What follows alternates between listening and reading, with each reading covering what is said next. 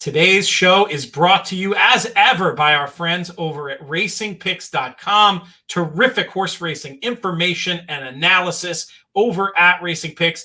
Best news is it's free. Top names like In the Money's own Matt Bernier giving out their thoughts for various race days, videos as well. All you got to do is click on Expert Picks, give your email, and you have access to a full array of terrific handicapping content and analysis. And I'll tell you what, it helps us out too when you sign up. You support our sponsors, and you're supporting us. RacingPicks.com. Check it out today.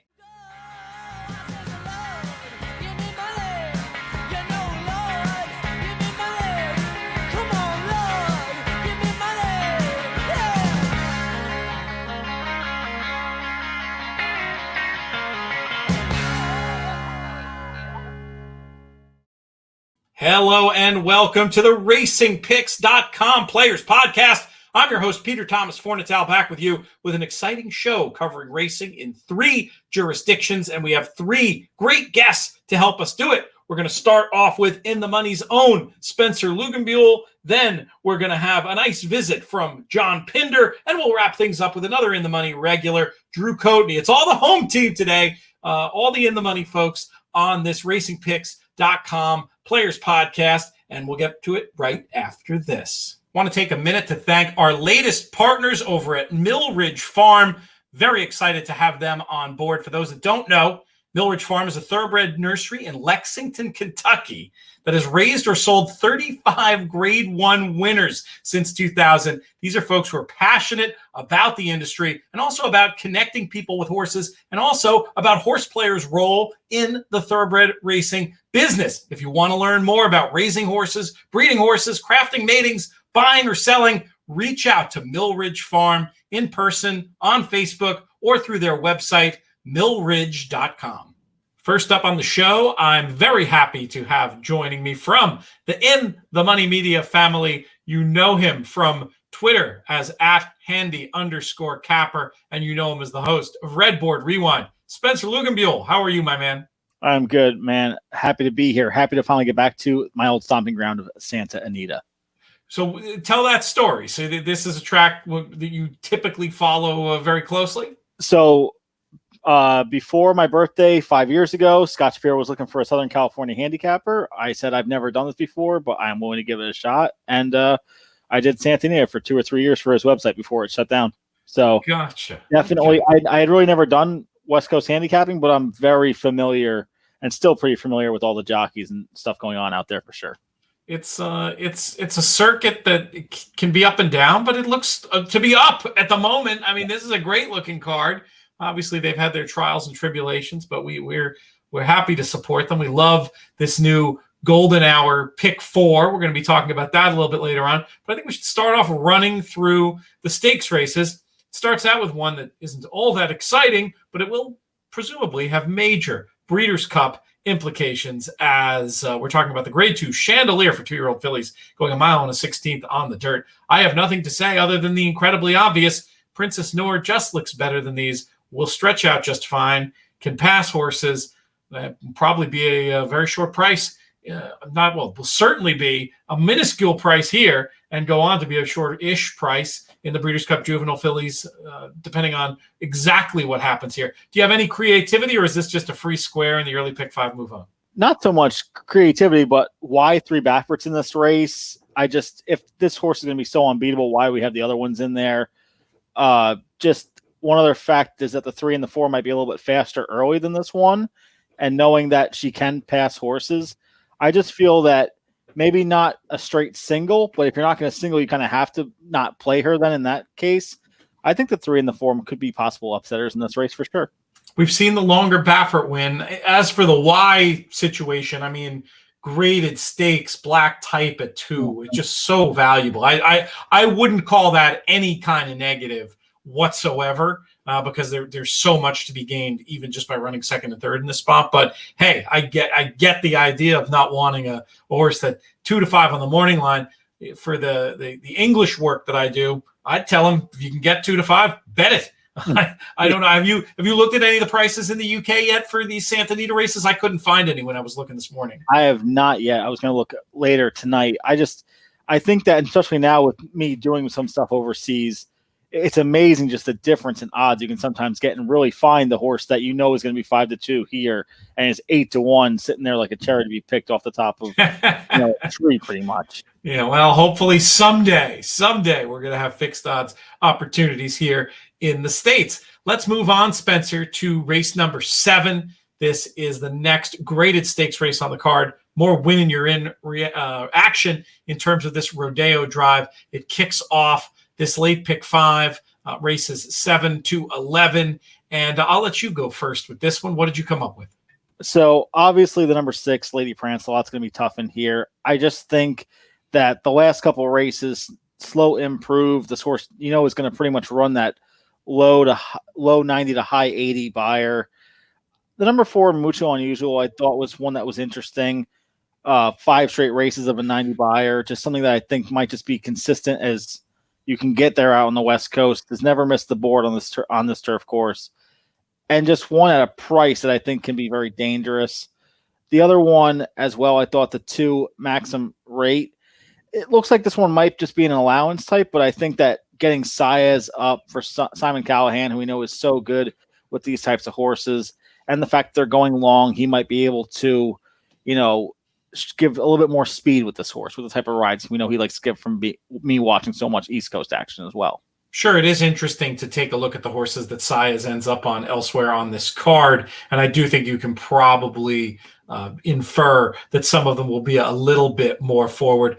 But it's interesting. You mentioned 3. You didn't mention the one I like. I'm with Bodhicitta in here, Spencer, who I think is going to fit pretty well. Should get the jump, I believe, on Lady Prancelot. And I just really like the fact that this one showed a new dimension last time, showing that tactical foot and shapes like one who will enjoy the added ground. And then when you go back and you look at the runs as a 2-year-old on soft ground going a mile in Ireland, the distance isn't going to be any problem for Bodhicitta. Might eventually end up being the best of speed, and I think he'll be able to go on with it. Did you see this as a particularly open race, or did you not like Bodhicitta actively?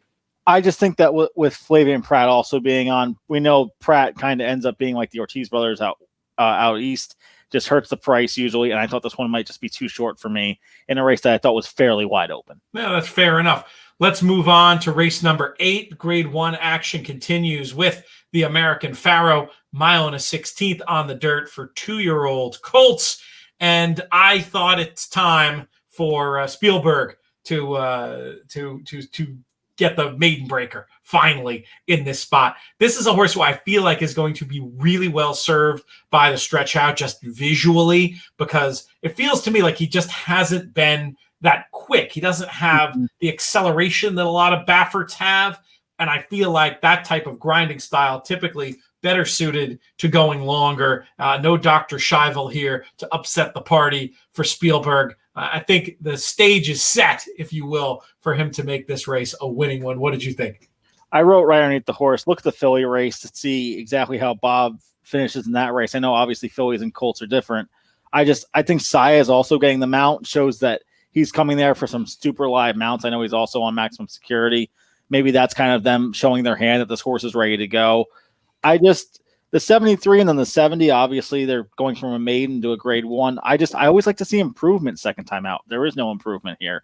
So if you're ever going to look at the negative, this horse is also a maiden in a graded stake, 2 seconds. Maybe this is a second itis horse. I thought the number 8 Wasparant was a little bit interesting. It's the only horse that's won at the route distance so far. And Blinkers On, which I now look at as more of a negative. I feel that this horse might get the trip where Rispoli can kind of be aggressive and get him out early on the lead and possibly steal it.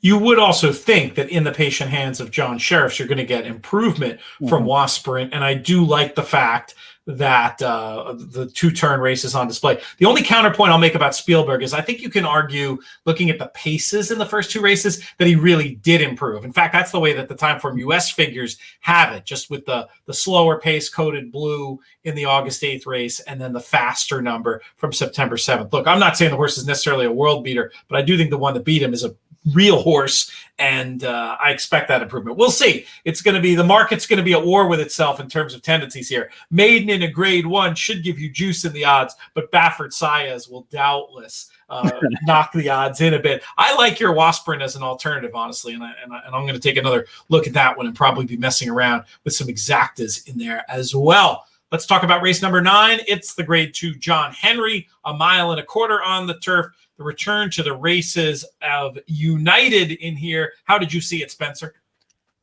This is one where I think if you're going to play United, you have to single. I am not going to single United. When I look at the last few races, combine them, they've all been by less than a length. And in turf racing, obviously the racing gets very bunched up at the end. Do I really want a horse that's probably going to be even money, 4 to 5, when there's horses like Originaire in this race? Even Salvatore Mundy coming up from the optional races is a little bit interesting. Oscar Dominguez. I just feel like a horse like Originaire or even Proud Pedro from the rail. If I'm going to just take United, I can't add horses on if we're playing the multi races, because it's just going to kill the equity in my bet. It's either United for me, or I'm going to look for 3 or 4 others to try and beat them. I feel like I respect that approach. I will have United on tickets for sure. I agree with everything you said, and I'm not making him my top pick. You mentioned the one I'm interested in. Salvatore Mundy, to me, is just an interesting stranger. This horse, a very progressive type, really looks to have turned the corner since facing the ultimate equipment change of getting gelded before the third start back. It's hard for me to take the ones that have continually knocked heads with United. I take your point when they finished within a length and they're going to be so much more of the price. I can see it. I do think United has the class that he'll probably handle the ones he's used to facing. But I like this idea of Salvatore Mundy with a potentially forward way of going to get the jump and the win against United in this spot. And if we have UK listeners paying attention, this is a very interesting UK horse, because as long as the 8 runners go, you'll get a quarter of the odds of your win price for first, second, or third. So you're talking about basically getting 3-2, 6-4 over there to show on Salvatore Mundy, assuming the field holds together. That would be my number 1 bet in the race if it was available to you. Obviously, U.S. punters, we got to do something else. And this isn't one that I only think can run underneath. I do think this horse can win. This is also the horse that me and Tyler Hoffman went over in my episode of Redboard Rewind with him. And the reason he came up with him in the last race was based off of a bad trip in the previous race 2 back. All right. Lots of good notes on that one. Let's move on to the main event, really, of the day. We've got 2 horses who would be in the top 4 in the market for the Breeders' Cup Classic for the Grade 1 Awesome again, going 1 mile and 1/8 on the dirt. I will also underline that this is the first leg of the $1 Golden Hour Pick 4. Going to be hearing a lot about the Golden Hour Pick 4 on our programs, because this is a bet designed by horse players, for horse players. Very much in favor of it. Very intrigued by the Golden Hour Double as well that debuted earlier in the year. But I'm really interested in this pick 4 as well, and we'll have some of the people who helped conceive the bet on at points to chat about it as well. So we're going to give you some bonus coverage of Golden Gate too. But we're going to finish the Santa Anita card, and then we'll do the 2 Golden Gate races, and I'll try to let folks know where they are in the sequence. But definitely encourage everybody to check out the Golden Hour Double and pick 4. Low takeout. I like what they're doing with the betting minimums on these bets. And again, the kind of thing we want to support, some innovation from our friends out there at the Stronach Group and Santa Anita and Golden Gate. With that said, let's talk about this Awesome again. It surely looks on paper like a match between Maximum Security and Improbable. Do you see it any differently? No, I'm taking these 2 and I'm just moving on. You're not gonna grade them. You're not gonna give preference to one over the other. Just because to me, if you're going to single, that's where the equity is going to be in your part of the ticket, because I feel like they're pretty much going to be 50-50, maybe more Max because of him, having the DQ last year, and Improbable just having the Whitney win on a slow pace. Maybe it pretty much will look like Max should be 1A and this is the 1. I think that it's going to be more 50-50. I bet if Improbable wins that more pick 4 tickets will be kicked out because Max losing, but to me, they're pretty much equal. Yeah, maximum security will surely be a shorter price. So I'd say in a way, if you like them equally, I'd still try to do a little bit more with max just so you're not getting yourself a little bit upside down. I think I'm comfortable. And this is a dangerous thing because the last time, maybe the only time I backed maximum security, and this is really an indictment of me as a horse player. The only time I can remember betting him was in that Monmouth loss in a fixed odds opportunity because I happened to be in England at the time. Yeah. So I'm not in tune with this horse, but he looks very, very, very strong to me here, despite the fact that I recognize two-back was not terribly visually impressive. And last time I felt like was a gift when allowed to dictate terms with the strange rating of midcourt that maybe we'll see again. Maybe that's the way they wanted midcourt ran, given that Victor's still on the horse. There is other speed in here for sure, but it's not the same level of max. I like being drawn outside at Santa Anita. There's not a lot in it at the prices, but I'm just going to go ahead and on TV in the UK, 3 to 5 or better. I'm going to say bet maximum security, and he's my top pick in here. I don't object to anybody wanting to back up with improbable. Anything to add in the grade one, awesome again. And this is going to say, obviously, with midcourt finishing second by a nose, two back, I just feel like if you bet midcourt, you're kind of burning money at this point. I don't know. The only thing I'll say is I'd be curious to see if they do try the tactics that actually work two back if you could get a better result. But again, it says to me that maybe that was there are plenty of conspiracy theories and whatnot, but it says to me that that's what the connections wanted. They were happy with the ride. Same rider right back in the irons. Mm-hmm. Let's talk about race number 11. So this one will be leg 3 of or leg C. I like to use the letters. Leg C of the Golden Hour Pick 4 and leg A of the $5 Golden Hour Double. We'll get to those Golden Gate races when we're done with these Santa races. But I wanted to get your take here. Why don't you lead us off in the nightcap at Santa Anita? I am going to take a hard pass on the outside first-time starter by Peter Miller. Saez coming on is definitely a plus to me, but I think there's other ways you can go in this race. Obviously, the number 2 in Jest, Doug O'Neill, Mario Gutierrez just seems to be the one slowly improving. The last 2 turf races have been the 2 better races. This is kind of the wise guy horse that I feel like is just going to be the favorite just to end up being the favorite. I'm going to take a little bit of a shot with the number 6 Investment Account. I like the fact that the blinkers come back on since the best race was with the blinkers on, and it's also second time turf, which is another improvement angle. And this horse is a great 12-1.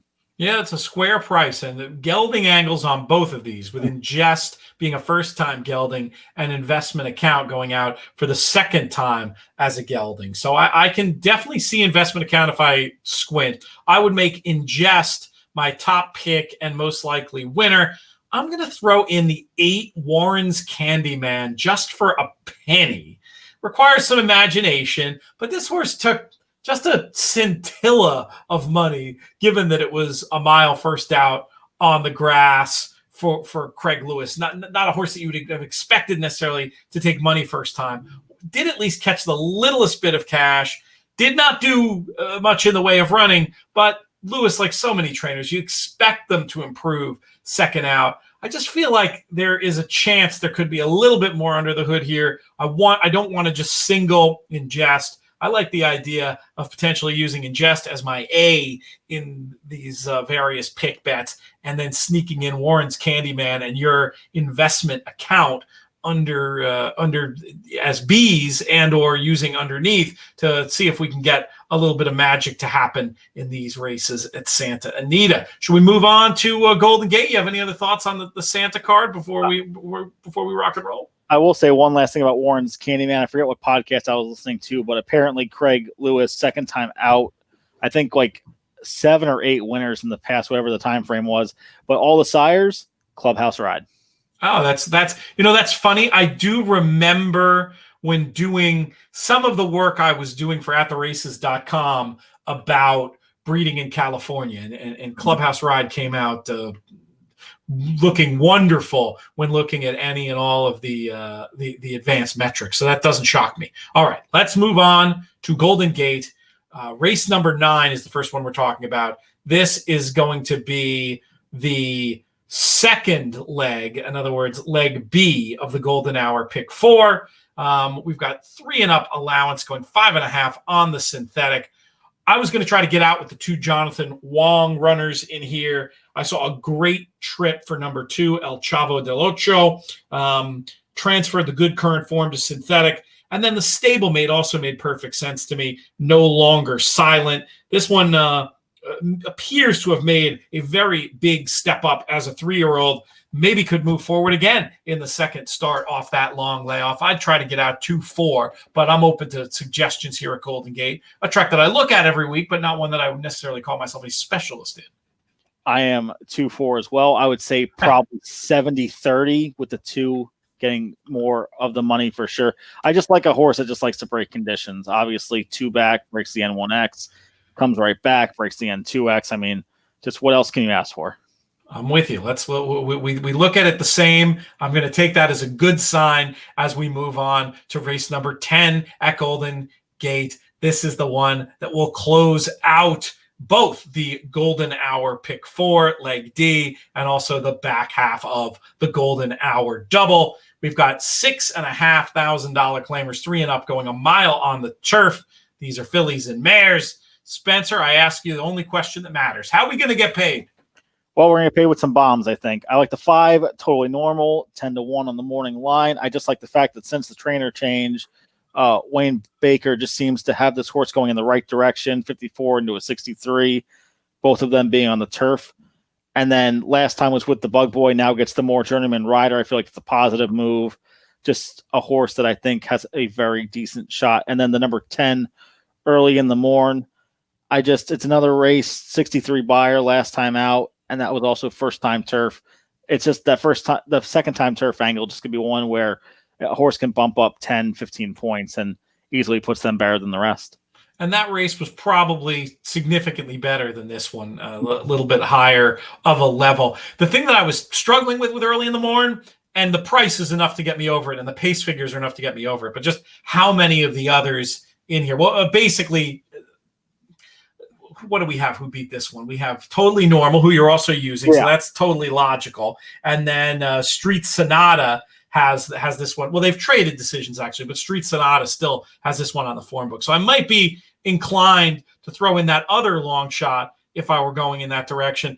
At the end of the day, I came back to the 2 that I thought were going to get the best trips. It did seem like with early in the morning here and some other speed, the pace should be okay.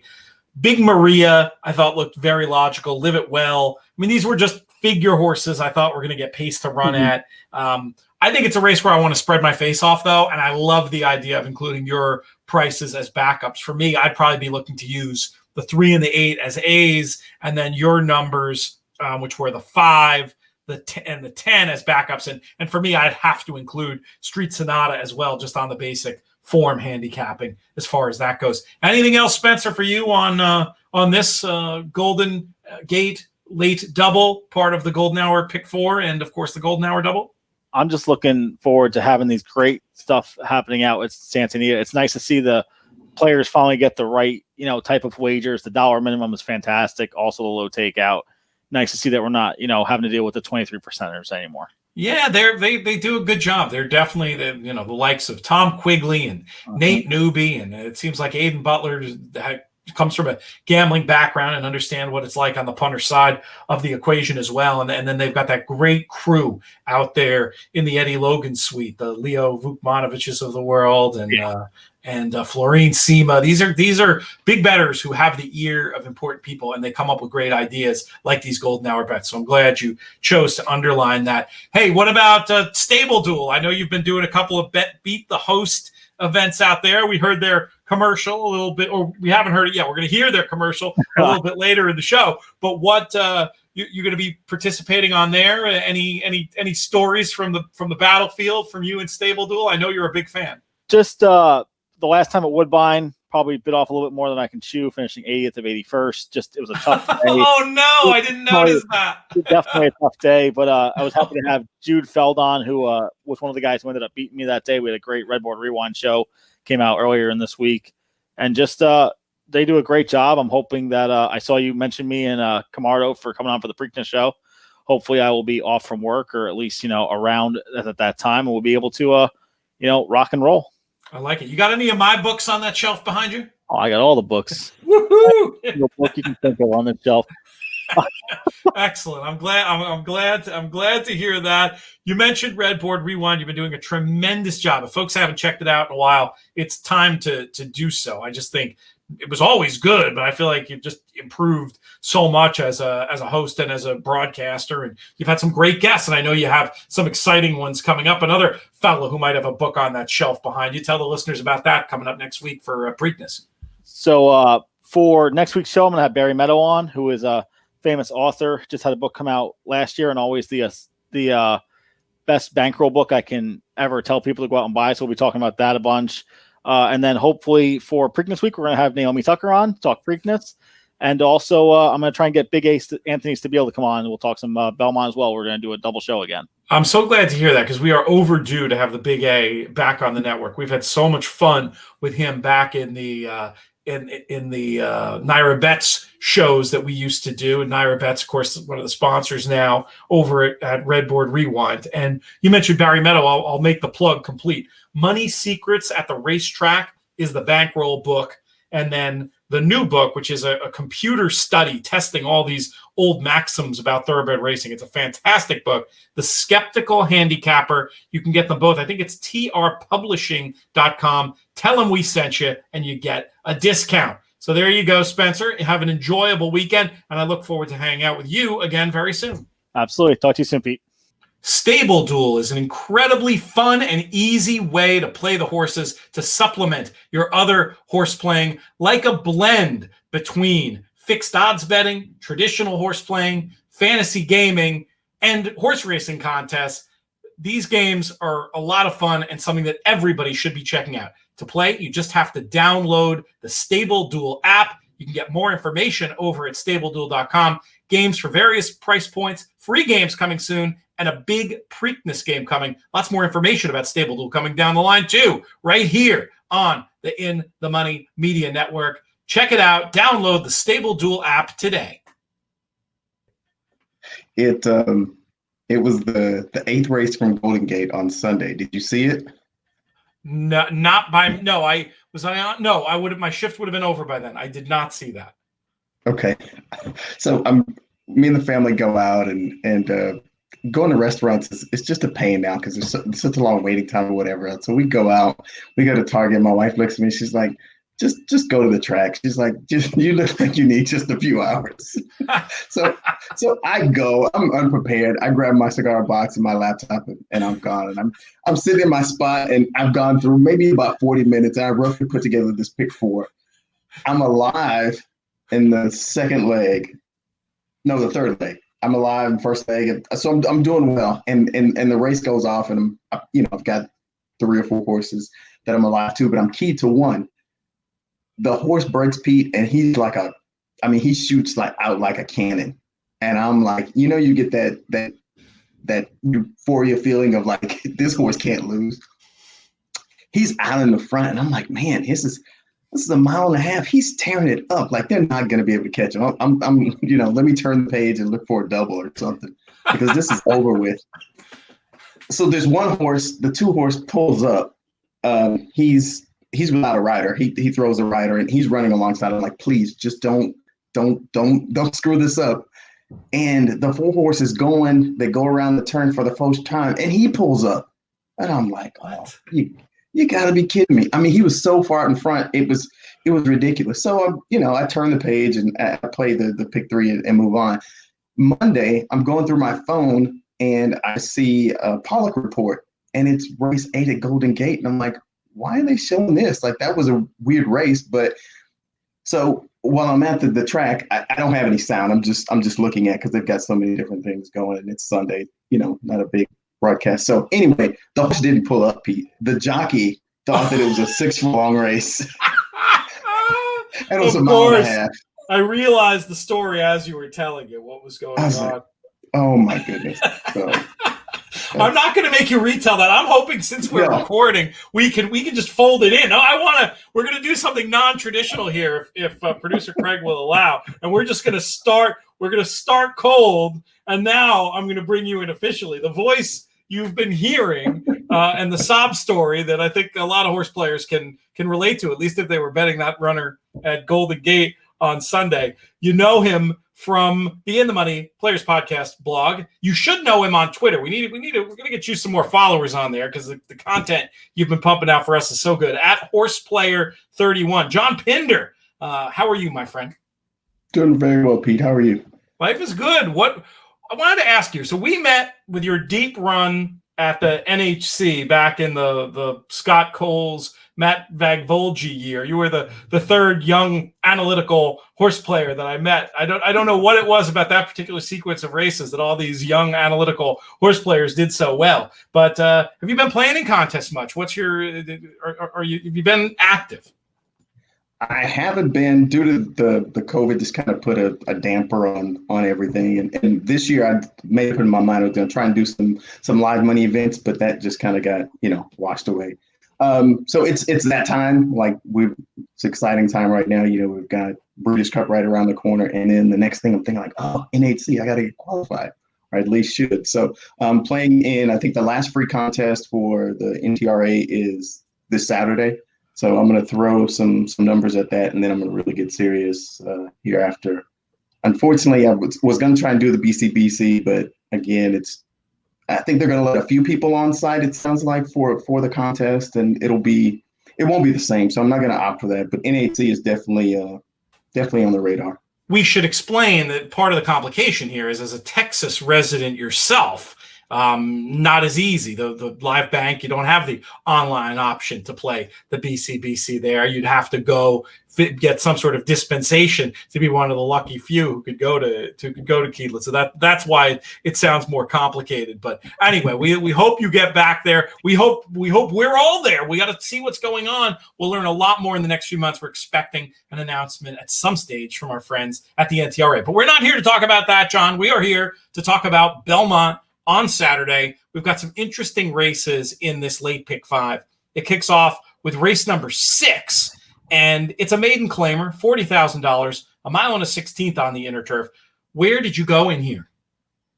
Pete, in here, I've got a little spready. I'm gonna tell I guess I'm gonna give away the plot of the story before we really begin.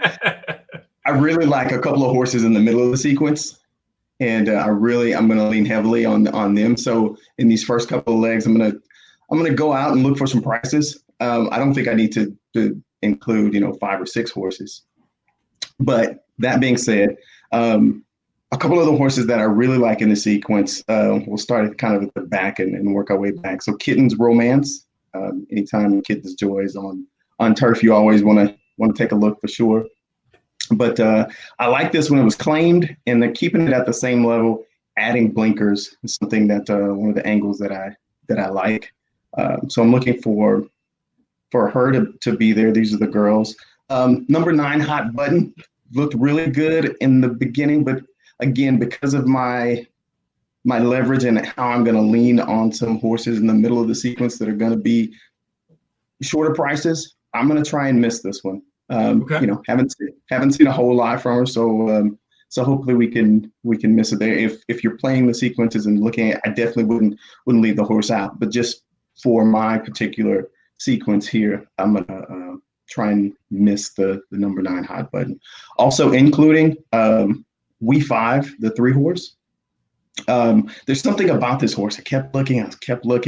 I think the form's just a little dirty. She was sold for a good price as a yearling. Was competitive in the first part of the last race with an aggressive rider, and I'm hoping now with Joelle, it's kind of the opposite of that she had last time. And that was Louis Saya. So kind of contrasting. I love that angle, by the way. I love that type of jockey handicapping. That's very sharp. Just looking for those changes that could lead to improvements in a race where you're wanting to spread. Mm-hmm. Hopefully it won't be like my friend Mr. Gomez at Golden Gate on. Oh my goodness. Who else? It sounded like you had 1 or 2 others you were going to include in your spread. Yes, one more. And I think this is the horse to beat if not number 9, Valletta, the number 2 horse. All signs point to that she's going to fire here. Great jockey. The train is really good with everything that's here. This first time after the claim, turf stats, all of those things look to be the good. So really leaning on the 2 and the 10 as A's, and then We5 as a B. I was surprised looking at Valletta how well she came out on pace figures against this group, despite the closing trips, and it felt like the last was better than it looked based on how wide she was all the way around there. I definitely wanted her among my numbers. I wasn't as brave as you. I was going to leave Hot Button in the mix. And then the only other one that I had ID'd to talk about here, and I hadn't put these in any order yet, but number 5, Candy Flower. I thought it was a little bit interesting getting the drop I was guessing she needs, not being far off on figures and form. And just I like the fact that one was a price. So I was going to mess around with the 9, 5, and 2, but I like your ideas for creativity, especially if you can get skinny as this sequence moves on. And it does move on with race number 7. We've got a 3-and-up allowance going 6 furlongs on the dirt. And this is a race where I came up with Mount Travers, as my top pick.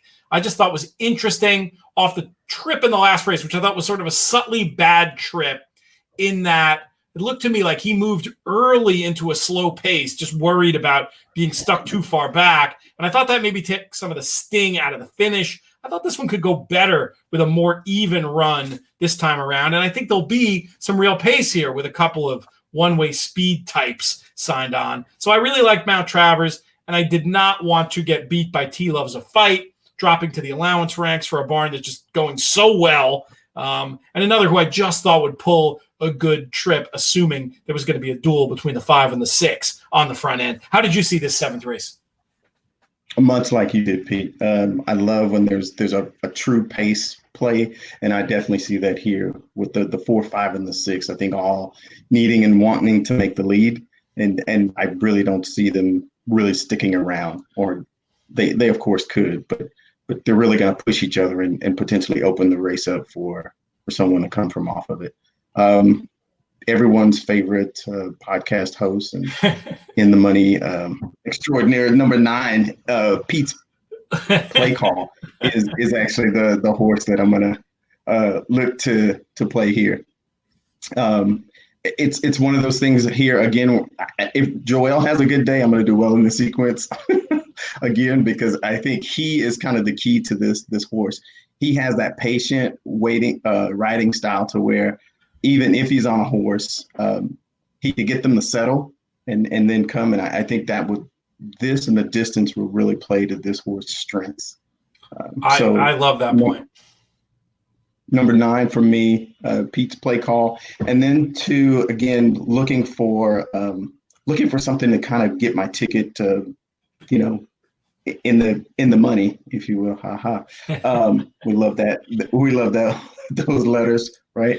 I call them my kindling horses, something really to add something to get the fire started or going here. The number 1 and the number 2 both have good jockeys, and they've shown the ability to close. So I'm going to include the 1 and the 2, Last Judgment and Big Engine on my tickets as well. All right, some good ideas. And I think you've talked me into putting Pete's play call 3rd in my picks over for the expert picks at twinspires.com. I originally had put, and I'll say his name, I had avoided it thus far, Hidden Scroll, who is such a bugaboo horse for so many of us. But I was thinking he could be the best speed, and when he finally breaks through without me, I was just envisioning how frustrated I was going to get and thinking about putting him 3rd. But you make such a good point about the trip Pete's play call is going to get and how well Rosario might fit him for this spot that I'm going to go ahead and spin Hidden Scroll, which definitely opens up the possibility that he's just going to stuff me in a locker. But we'll see what happens as far as that goes. Let's move on to the featured race, the Grade 3 Noble Damsel goes as race number 8, a mile on the turf. I'm guessing this might be one of the places you have a strong opinion, so I'm going to throw it right to you, John. What'd you like? I do. The number 4 Blowout. I think she's just ready to to blow out. Second off the layoff, she's really a Belmont specialist. Likes the track, and there's that trainer Chad Brown that he wins a as few well. races. So I'm told he does okay in these spots. I've seen that he does. Every time I try to beat him, at least he wins. So for me, it's really the form, and lean heavily there. If I had to do any type of backups, again, it's kind of the Chad show. The one Viadera as well. She really ran really well last time. Showing up, I think the 4 is just gonna show him the way. But for if there's any hiccups or any problems with her getting the lead potentially, I think it may set up for Viadera. I certainly just those two. Yeah, I get both of those. I am going to get a little creative with Feel Glorious, who I just thought closed so well last time without the benefit of a setup. And I was wondering if this one at age 4 has just kind of come into her own. I'm a little bit intrigued there. And I'm also, I don't mind Sweet By and By in this spot. Now, you make a good point. Blowout maybe moves up, and that makes up the neck distance between these two. But I do think we'll get a really nice trip, get the toe into the race from Blowout, and could take stalk and pounce tactics to the next level. But I would not want to look past either of the two you mentioned for me in my other pick bets around here. But I get it. You're trying to get stuck into those two Chads, pressing Blowout and hoping you can get the money in race 8. I lied before when I said the Noble Damsel was the feature. It was not. It's the secondary feature, because the feature is race number 9, the Grade 2 Vosburg, a Win-and-You're-In race for the Breeders' Cup Sprint.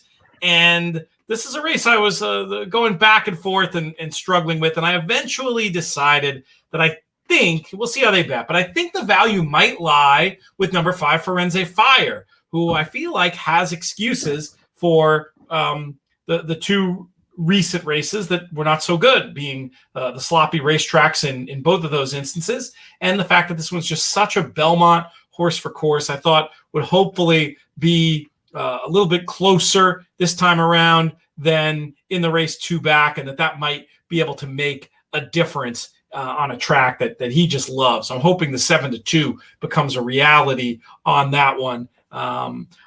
Number 6, Engage, super duper interesting going forward, but just coming off the very long layoff with presumably another engagement in the Breeders' Cup Sprint in mind. I was just thinking this one doesn't have to win despite a seeming figure advantage. I would certainly consider using as a backup, but very interested in Firenze Fire in this spot. And if I were to play with one more, True Timber as the potential speed to the speed after that very big run last time was another I might take a look at. I'm very curious to hear. I'm imagining this is another one where you're going to look to get very skinny. Who'd you land on? Exactly what you did, Pete. I could say it again in my voice, but everything you said, I concur with. Firenze Fire, all in here for me. The only other one that just as a C horse, because I think he's really talented, is the number 2 Funny Guy. The distance isn't gonna. It's not his friend. He wants to go just a little bit longer. If this was a 7 furlong race, I'd be torn between the two. But it's horse racing. Sometimes things happen. So I wouldn't. I don't think I'm even going to have him as a C, but I wanted to, at least for the listeners and the viewers, to mention his name. All right, let's move on to race number 10, the final race at Belmont on Saturday. We've got 3 and up claimers, $30,000 level, mile and a 16th on the turf. I'm going to throw it right back to you. How are we going to get paid? Here we're going to get paid by one of 4 horses, hopefully. Okay. Albie, number 2, gets a little bit of class relief here and should do well, I think, in this spot for sure. Right next to her, going out on a little bit of a skinny branch, I put in as a B, Shooting the Breeze. Does his best running from coming off the pace, and I think Dylan will have him close enough to be able to maybe not only pick up some pieces, but could get there first. a lot of times in these closing races you're always doing really well, and you pick threes, pick fours, and you get to that last leg, and you've got these claiming horses, and you've got one that just looks so much better on paper, but it's a claiming race, so you've got to be prepared a little bit, I think, for the unexpected. So also going to throw in Allied Invasion, the number 8. When I initially looked at this horse, I really liked the way that the trend line was going, and he seems progressive, and I was like, but he's just too slow. And again, this is another one, I think, where it's going to fit Mr. Rosario just right if he can work out that trip. I've seen so many times when Joel's on a favorite, potentially. I've got a handicapping protege of mine here at Texas, and he's always he pointed these things out to me, to where some of these jockeys, they're tailor fitted for some of these horses, and I think again this is where Joel Rosario will fit number 8 really well. The only other one, Pete, I think for me it's either All In or All Out would be number 11, and I'll use my Texas accent, Barley One. Here drops in class, and I think he could be competitive at this level. Again, he's gonna take him gate to wire, or he's gonna miss the money line altogether.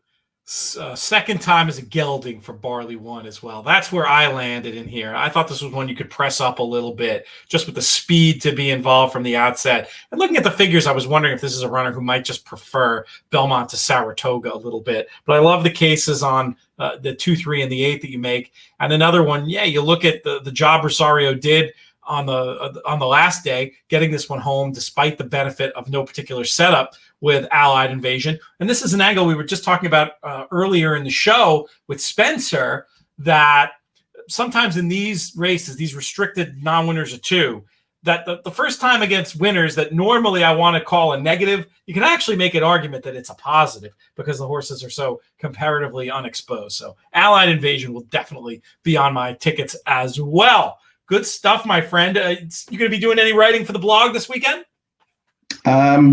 I am, Pete. I hadn't planned on it, but my daughter's got a tournament during the time that these races, the late part of the Pick 5 will be going off. So I'm going to get to the track early and play the early part. So if Nice. I'm going to do that, I'll definitely put my thoughts up on the blog. That'd be great. No obligation, but we always love having you over at InTheMoneyPodcast.com. Reminder, folks should follow you also at Horseplayer31. What sport will you be on the sideline for while checking in on these late Pick 5 tickets? Basketball. Nice. My daughter in playing basketball. So Awesome. Dad's got to be there to cheer on. Oh, no doubt about it. You got to have your priorities. And you can't have an ADW account, but you could put the bets in and follow along. There's no rule against that in Texas. John Pinder, thank you so much. Thank you so much for your time today. Look forward to having you on again soon.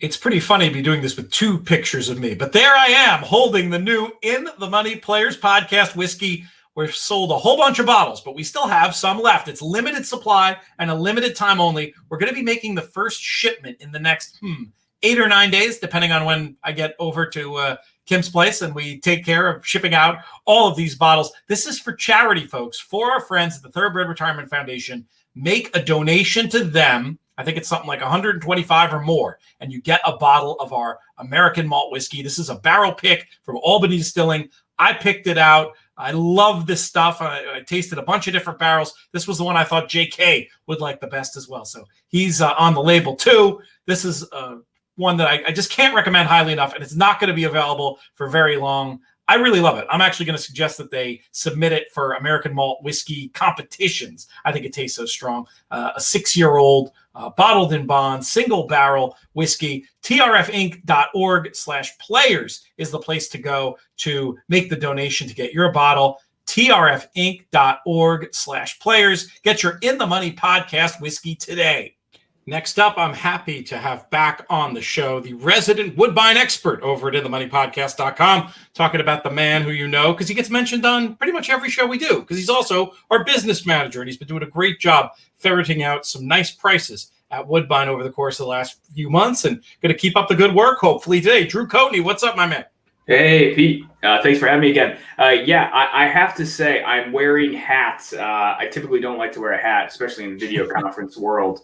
But I have reached the home renovation stage of my quarantine. So I've got paint on elbows, and my hair is about as frosted white tipped as any silver fox could be. So you're going to have to bear with it today, but thanks for having me. What is the hat? We can't really see it. I hope it's horse racing appropriate. It is not. It is golf appropriate. Okay, we'll take that. We'll take that. That's acceptable. What specifically? A member guest that I won down at my parents' country club, West Virginia, small little country club. So it has a special place in my heart for me because of that member guest. If you had the ticket saying that the best humble brag of the show was going to go to Drew Coatney, you could go to the window and cash because there it is, folks. There it is. Let's talk about this racing from Woodbine on Saturday. We're going to do a little bit of bonus coverage because race number 3 is a graded stake. It's the Grade 3 Ontario Fashion Stakes going 6 furlongs on the synthetic. And I was going to try to get away with a pace play here, and that's number 5, Sister Peacock. This one has a pretty impressive body of work, all things considered, and really the last 4 races, according to Timeform US, pace figure coding anyway, has gone a little too fast, too soon, wondering if at this stage of their partnership, Emma Jane Wilson can get her to ration out that speed just a little bit more and maybe lead them on a merry chase in this year's Ontario Fashion. Solid 9-2 on the morning line. But Drew, what do you think about this one? Yeah, I think this one starts with painting. The morning line favorite cross-entered in a listed stakes later in the day. It really comes down to, do they want to take on Super Escape again? I assume Josie Carroll is going to stay with this spot and keep painting there. I think this horse has been overly flattered by pace setups, somewhat like you're saying with the aforementioned Sister Peacock, the number 5. It's where I landed as well. I'm not going to reiterate anything you said because I agree with everything. I do want to point out one horse, the number 2 Victory Kingdom. I think this could be an interesting one to get back onto the right surface, trained for a Tapeta grass mixture, comes in from Saratoga and stood no shot having to make 2 moves in that race. That was a sprint at 5.5 on a sloppy track and just looked to want none of it. So that newcomer might be able to clunk up, but I'm not going to single my day around that one. My top choice is going to the number 5. All right, let's move on to the late pick 4, which today is races 7 through 10. What are you going to cover in your column over at InTheMoneyPodcast.com, Drew? I'll have this that third race we just discussed in the last 4 of the day. So the late pick 4 we'll have up. So basically, you'll just be able to get a deeper dive with some extra thoughts from the races we're talking about here. The first one is this 7th race. We've got 3-and-up maidens with a lot of money in the pot, going 6 furlongs on the turf. I'll let you kick this one off. What did you come up with here? Yeah, I think that Oxley spent a lot of money on the number 1, Feelin' Funny, almost $1 million purchase, and still is seeking the maiden breaker. This one reminds me a lot of when we were sitting at the DG Lounge way back, which feels like 5 years ago at this point, last summer watching Break Even take on Royal Charlotte, or it might be Royal Charlatan, so excuse me there. In the Prioress in 2019. The whole jockey angle was just let the horse's natural speed win the race. There's no real asking. There's no real maneuvering other than just sit chilly and hope the horse's natural speed wins. That's what the one felt like last out. And that just doesn't give me a lot of warm and fuzzies, knowing that maybe this is just one of those speed and fade types and we're trying to ration out that speed as much as possible. Because the morning workout tab suggests that full-heartedly, that this one is meant to go fast, and that's it. So where I ended up landing on is the number 6. Oh, sorry. I've got the wrong number here, Pete. Well, you want me to take over and give my thought on the race while you get organized, or can you pick right up? Yeah, give your thought here. Let me just double check where I'm at here. I was somewhat sharing your cynicism about Feeling Funny, who would be no surprise at all as a flow move up coming out of the last race. Looks to clear speed in here once again. So I'd have no objection to using Feeling Funny as a backup. But I decided to give Fabiola another chance. This is one who made the first Woodbine start last time on the synthetic, was I thought maybe just a little bit too far out of it early in that race and didn't break well. I think Fabio is worth another chance for connections, and Rafael Hernandez getting back onto the turf where the good form in California came from. So I was going to take another shot with Fabiola in the spot, second time over the Woodbine, second time at Woodbine, first time on the Woodbine turf. Where did you end up? You're killing me. It's like you're stealing my notes. The number 9 for me, Fabiola. I'm sorry for the mix-up. Well, I tried to let you go first. I know. I love it, though.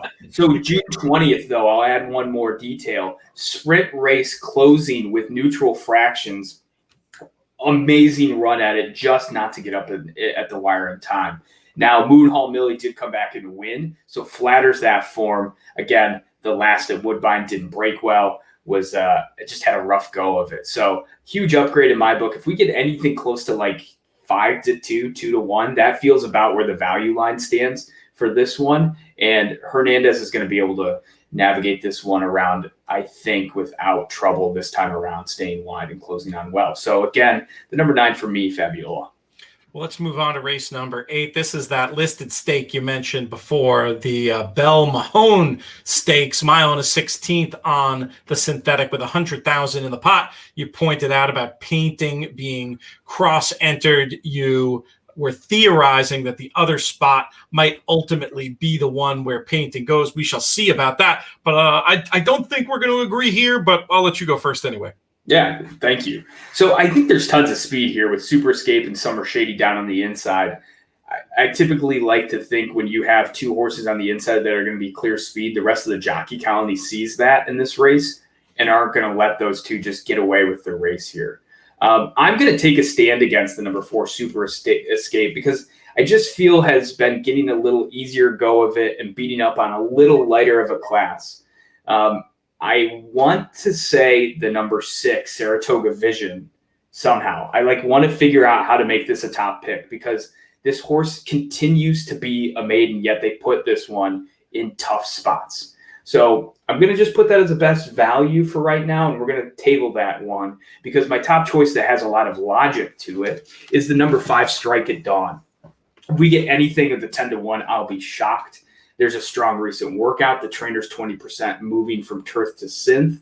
And I think this one's going to get a great setup with stalking those speeds that are drawn to the inside. And the 5 post is should have a ground saving angle to it. And those previous companies that this one has kept is amazing. Like out west facing Dog Tag and some other graded stakes winners, you really can't knock this horse too bad on the performances that it's had when you compare the class level of what is today. Now, Kimura did take a spill yesterday, so we'll have to watch and see. Thankfully, all scans came back negative, and he just had some bruising from what I hear. So we'll have to see who gets the mount for the number 5 Strike at Dawn. But regardless, I still think this is a great one to back at that price. Value line for us sits around like 9-2. That feels about the right price. Anything lower is too short.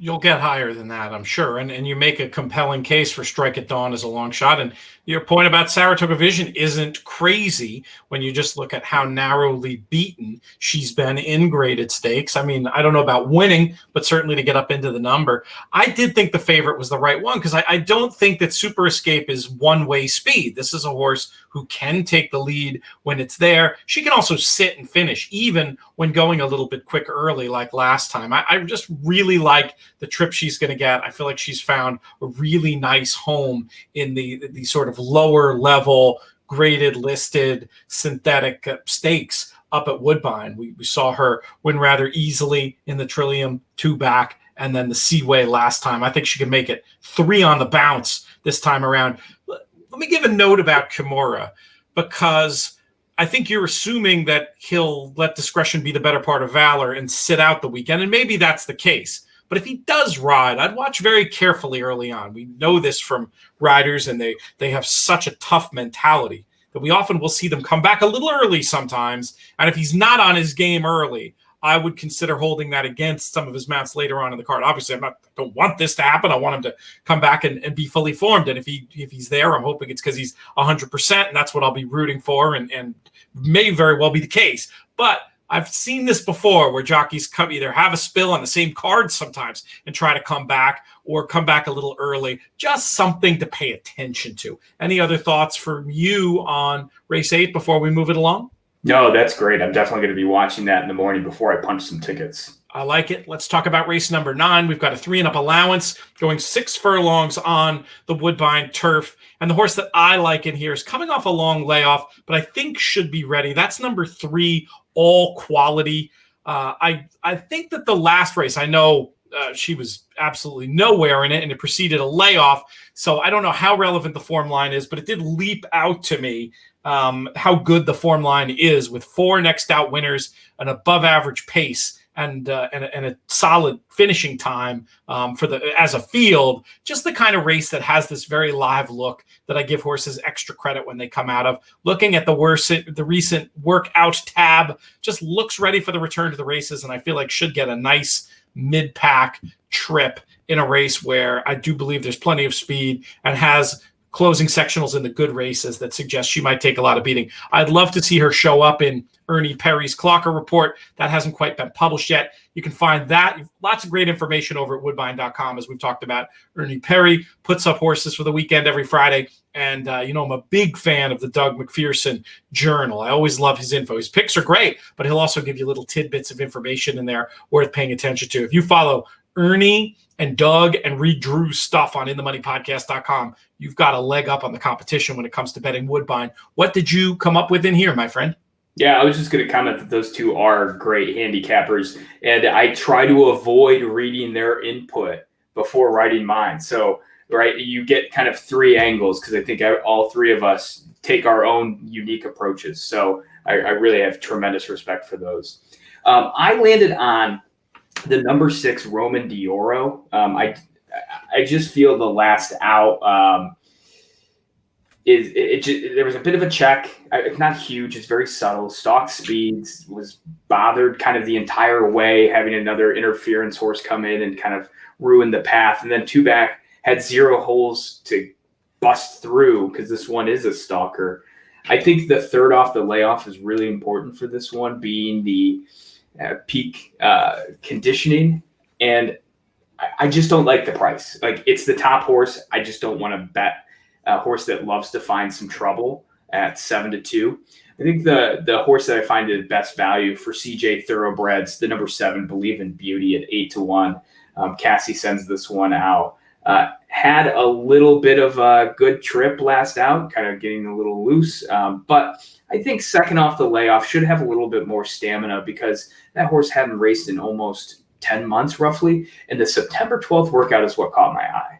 The Bullet workout going 59. I think that could be a good indicator that things are ready to rock and roll for this one. And this 3-year-old may take a step forward at what could be a pretty good price of 8-1. But again, top choice is number 6, but I think the best value is number 7, Believe in Beauty. She's very interesting to me. I wish I knew that she would definitely be in like a good closing position here as opposed to being up in the vanguard. Because I think from a on or near the pace point of view, it might get tricky. But I do love your case about second off the long layoff for one who just fits on the previous body of work in Ireland against this group. So I'll take an extra look at that one as well, and maybe end up including the 6 and the 7 along with my 3 in my late pick 4s and late doubles and everything we're getting involved in here at Woodbine. And all these picks I was just describing, they're going to pay off in race number 10. We've got a 3-and-up starter allowance, 7.5 on the inner turf. I'll put it to you, Drew. How are we going to get paid?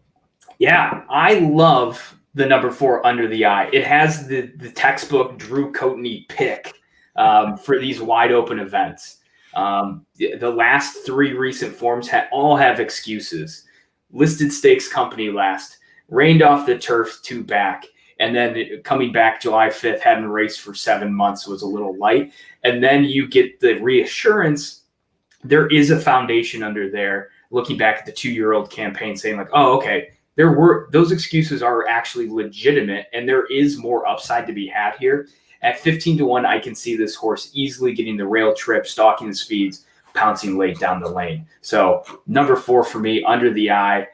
Love the 15-1 if we can get 12 to 1, I think is where my value line will stand at for that. Number 4, Under the Eye for me. I like the case, and I'll say there was a trip last time too, to even give a further excuse. Bumped at the start, sort of middle moved into a pace-coated red on Timeform US. I can definitely see Under the Eye, and I don't even have to squint. I'll put forward number 1, Anne of Cleves, as another price alternative in here, just based on breeding. This dam has been a real producer. Awesome last, and you see Verrazano on the top. This is a horse who I feel like could be under the radar in the marketplace. Has numbers that aren't far off what it would take to win this. And again, just bred for the turf. So I'm very much with you in let's try to get a price to click things, put things all together in these late picks at Woodbine on Saturday. Any other thoughts from you, Drew, on this or anything else before we get out of here? Yeah, I think these conditions are so important to realize that this is for non-winners of 2.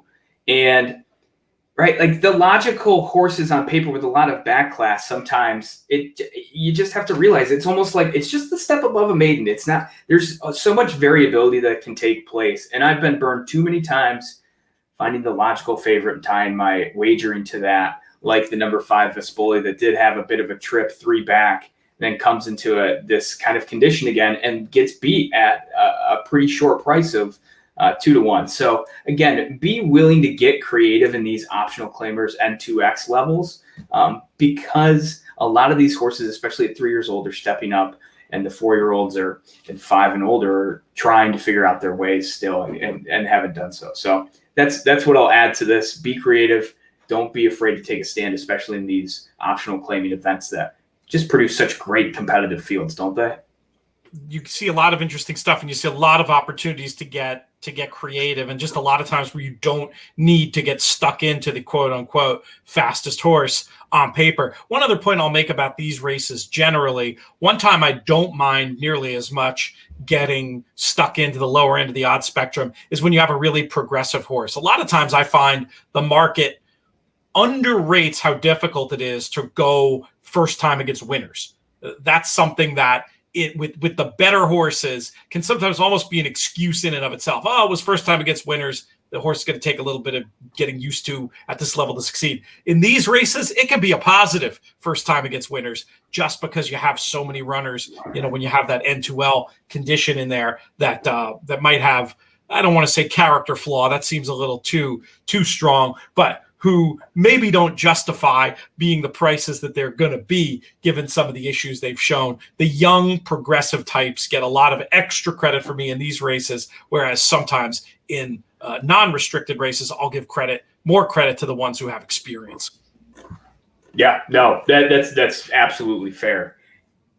And last thing I wanted to add is, did you have a head-to-head you wanted to match up again? Oh, yeah, we've gotten out of the habit here. Yeah, we've gotten out of the habit of doing it. We could do our long shots in the last, but I'm going to be a lot shorter than you.